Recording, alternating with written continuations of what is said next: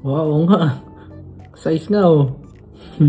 For today's video, try natin tong Shoroy Koibito cookies. Thank you sa ating sponsor.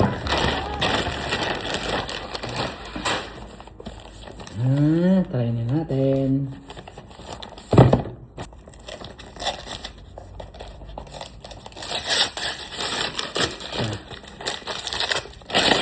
Diba? Packaging pala, ang ganda na. Yan, ligtad pala, yan. Ito pala siya open.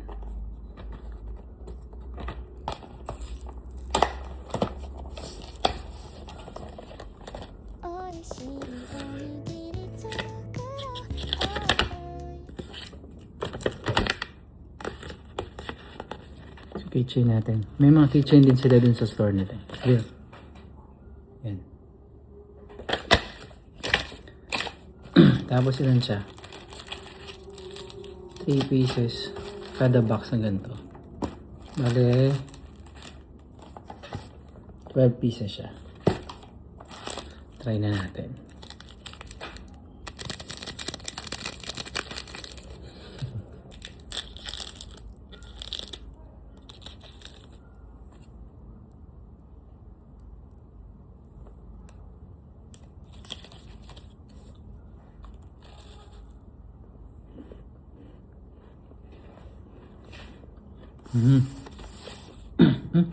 Try na natin sabi.